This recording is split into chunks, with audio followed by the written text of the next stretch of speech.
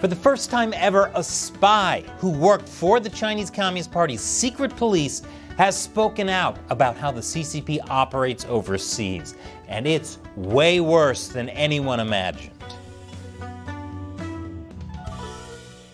Welcome to China Uncensored. I'm Chris Chappell.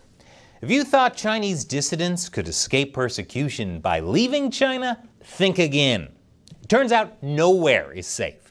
And how do we know this? Because for the first time, a former spy for China's secret police has come forward to reveal operations targeting dissidents overseas, even in Western countries, like Australia. The spy told his story to ABC News in Australia, which did a report and a documentary. The spy goes by the name of Eric. But for 15 years, Eric worked for the Political Security Protection Bureau, otherwise known as the First Bureau, which doesn't sound ominous at all. It's a secret unit of China's Ministry of Public Security, an organization that oversees both police and spies, which also doesn't sound ominous at all. 政保的话，他们就是兼具这两个功能，就有点像克格勃呀、斯塔西啊、盖世太保，他们既具有侦查的权利、搜集这些情报的权利，同时他们也有执法的权利。Today, it's still the darkest department of Chinese government. This is the first time anyone from the agency has publicly spoken out. So why would anyone risk being caught up by the long arm of the CCP by exposing the long arm of the CCP? Why are you doing this interview? I believe the public has the right to know the secret world. There are some things I still believe, freedom and justice. So this thing gives me courage to make some different choice. Wow. I have nothing to say to that. That guy has cojones of steel. Eric's belief in freedom and justice goes way back. Eric says he started off as a young university student who joined the China Social Democratic Party, a group that promotes democracy in China and the end of the CCP's rule. After he shared information about the party's annual meeting on social media, he was interrogated and forced to sign a document confessing to the crime of opposing the Chinese government. But don't worry, the CCP was merciful, at least more merciful than usual. Instead of going to jail, Eric was offered a second chance to be a spy for China. So you're saying my choice is spy or death. Can I have a moment? But this is what the CCP does. It uses people with dissident backgrounds like Eric to do its bidding. Eric did all sorts of things for the CCP. He infiltrated the pro-Tibetan movement, met with the Dalai Lama, and leaked confidential information about the Tibetan government in exile's China policy plans. He also executed entrapment schemes. One of his targets was political cartoonist Wang Liming, also known as Rebel Pepper. I've shared his work a lot. Rebel Pepper is a cartoonist whose political satire doesn't sit particularly well with the CCP. I have no idea why. Eric's job was to lure Rebel Pepper, who was living in Japan at the time, to Cambodia, where he could be arrested and returned to China. In order to get Rebel Pepper, Eric pretended to be a planning supervisor at a Cambodian corporation who wanted the cartoonist's help in designing logos. The company even used Rebel Pepper's designs at events, and Eric arranged for company members to pose with an inflatable version of the designs to make the whole scheme seem legit. These are the lengths the CCP is willing to go to make sure no one sees cartoons that make them look bad. Like this one. The CCP hates when they're shared. That's why I'm leaving a link to it below, so you know what not to share. Please don't share it. After showing off the company's use of his logos, Eric invited Rebel Pepper to an in-person job interview in Cambodia. Luckily, the cartoonist's wife suspected it was a trap. Rebel Pepper was lucky, but another Chinese dissident, Hua Yong, wasn't. I'll tell you what happened to him after the break. Welcome back. Hua Yong made a name for himself documenting Beijing's mass evictions of migrant workers and protesting the Tiananmen Square massacre. Depicted in this Rebel Pepper cartoon, the CCP would hate people sharing seriously. It would be a shame if people were to share this cartoon. In order to get close to Hua, Eric pretended to be someone who wanted to set up an overseas pro-democracy group and overthrow the CCP. To make his story look legit, Eric formed a fake anti-CCP militia called V Brigade, complete with promotional materials. Here's Eric dressed up as a militia leader and delivering a speech urging Chinese citizens to prepare for armed resistance and crochet adorable face coverings, apparently. Just because you're a revolutionary doesn't mean you can't be cozy. Eric maintained contact with Hua even after he claimed asylum in Canada. He fed his handler intelligence on Hua, including his phone number, address, where he went, and who he met. In November of 2022, Hua was found dead. Apparently he died while kayaking alone, which wasn't suspicious at all. Actually, the sad thing is the Canadian police didn't find it suspicious. His death didn't even make the news.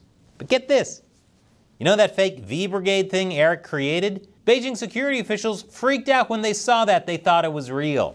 That trap was so convincing that even Chinese police fell for it. Now that's some serious spycraft. Eric was told that he'd face arrest and that he had to return to China.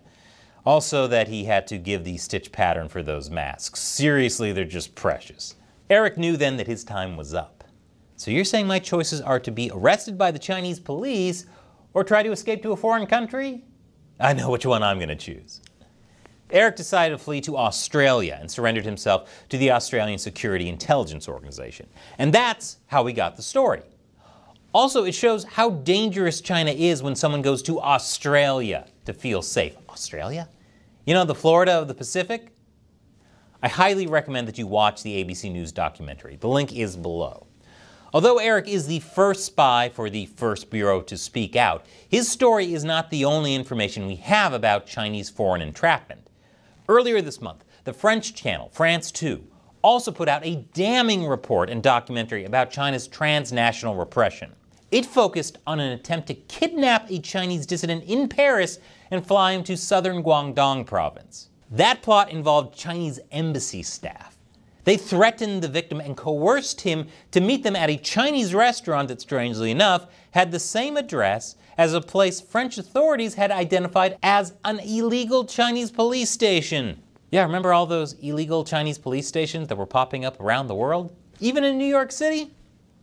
Fortunately, the dissident managed to escape at the airport, and airport staff were able to intervene. You know the CCP is evil when they make you think, thank God for airport security. China will do whatever it takes to get its way, often through violence, but also in more subtle ways. It's not above using families as leverage, using Chinese students abroad to stalk its enemies, and using fake reporters to infiltrate protest movements. This has a double effect of both keeping tabs on dissidents and sabotaging attempts to fight back against the CCP. Because how can you possibly know whom to trust? It's like a game of Among Us that never ends and got stale even longer ago. And the CCP is relentless. It will pursue those who cross it, even if it's been decades. For this reason, Chinese dissidents like Eric are in serious danger no matter where they are. That's why Eric's message to the world really resonates with me. 但是怎么说呢？在某种程度来说，对所有反对共产党、反对习近平的人们来说，可能真正的安全那一天，可能只有等到共产党倒台，中国变得更加民主和自由的那一天，可能他们才会真正的得到自由和安全。Yes, that is 100% correct. People will not be safe as long as the CCP is in power. Of course, saying this really irks the CCP almost as much as this Rebel Pepper cartoon. Seriously, whatever you do, please don't share it. This is why Chinese state-run media has called China Uncensored disgraceful anti-China garbage. But the CCP hasn't seen anything yet. I'll tease a bit that I've got a big project coming up, and I think you're really going to like it. That's why I need your support on the crowdfunding website, patreon.com/China Uncensored. All it takes is $1 or more an episode. I make about 16 episodes a month, but if that's too much for you, you can set a monthly limit. So you can ensure I can keep uncensoring China for even $1 a month. And as a thank you to everyone who gives on Patreon, I'll answer one of your questions at the end of these episodes. Today's question comes from Curtis Ryan.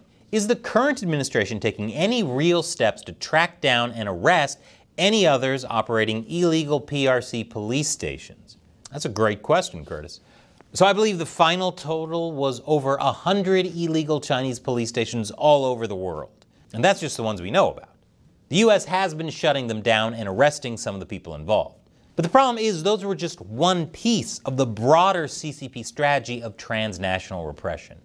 And the US does try to stay on top of it. Some were arrested for trying to coerce dissidents to return to China as part of Operation Fox Hunt. Then there was Operation Skynet. The problem is you can go after the individual programs, but unless you deal with the root cause, the CCP itself, there will always be something new. That's why the US can't treat China like a normal country, that we can work together despite some minor differences. Those minor differences being the CCP uses rape as a form of torture and harvests the organs of political prisoners. The goal must be the end of the CCP. Thanks for your question and your support, Curtis. And thank you for watching. Join Curtis on Patreon by clicking on that orange button. And here's a video I want to show you. Many on the far left will say religion is evil and should be banned. But have they considered the evils of science? Check out the latest episode of Deep Thoughts While Gaming for more. Once again, I'm Chris Chappell. See you next time.